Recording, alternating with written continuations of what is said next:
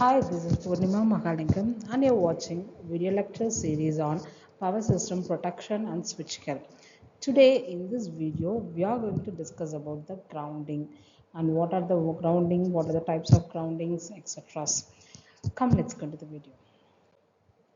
First, before knowing the grounding, we are going to see what is in power system earthing. So here the what is earthing? Grounding provides protection to the power system, and earthing of electrical equipment ensures the safety of the person handling the equipments. Here first we have know the difference of grounding or earthing.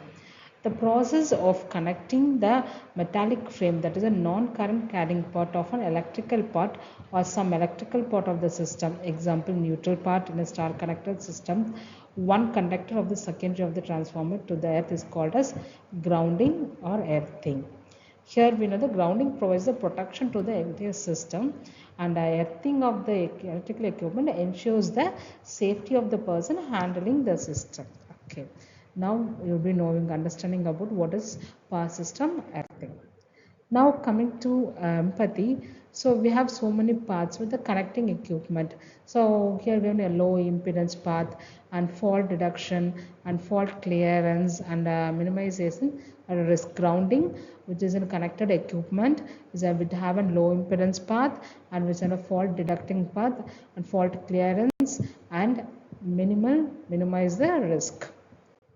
Now coming to the benefits of grounding in power systems, we have so many benefits. Some of the benefits are system voltage stable voltage reference and system reliability, and we have over voltage protection, and we have a personal safety. That is the first thing about the personal safety and equipment protections. So these are the benefits of grounding in the power systems. Here next comes the components of a grounding. So what are the components of the grounding system? We have grounding electrodes. We have the grounding electrodes, equipments grounding conductors, EGC equipment grounding conductors, and ground fault circuit interruptions, GFCI ground fault circuit interruptions, and surge protective device, SPD surge protective device, and grounding conductors, bonding jumpers, ground fault relay. These are the components of the grounding systems. Now coming to the grounding and the protecting coordinations, we have an enabled earth fault relay to operate, and which improves fault detection sensitivity, which limit transient over voltages, which supports the system reliability, and it's essential for modern switchgear. So which is this grounding is very important for modern switchgears.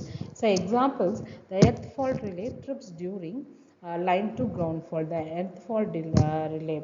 So here it is this is the main thing for the switchgears. When fault occurs, the fault current should bypass. So for that purpose, this grounding and protection, grounding is very much needed, which is enables the earth fault relay to operate. Earth fault relay improves the fault detecting sensitivity, which limits the transient voltages. Transient voltages can be limited, which supports the system's reliability, systems process, etc. And now before going to that, what happens it is, we have seen so many grounding systems and why the grounding systems is needed, and what are the types of groundings we have, etc. Resistance grounding and whatever grounding we have, inductance grounding, etc. Why that type of grounding is needed? It is for protecting the entire system is needed. Now coming to summarizing part, we have a ground earthing in power systems. So main thing is for balance and safety. So preventing the over voltages, protecting devices, and ensures the safety. This is the our main objective. What is here the problem is we have an uncontrolled fault path and high risk of shocks and fires. Objective to connecting path of the system to the earth, so maintaining safety voltages.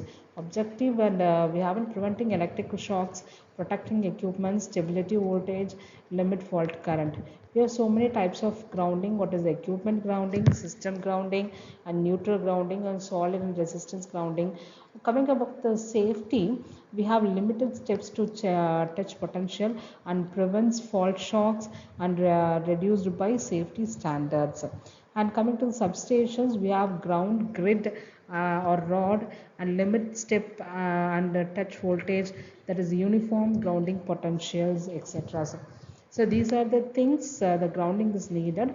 Why the grounding is needed? The connecting part to the system to the earth system, connecting part to the system to the earth and maintaining the safety voltages.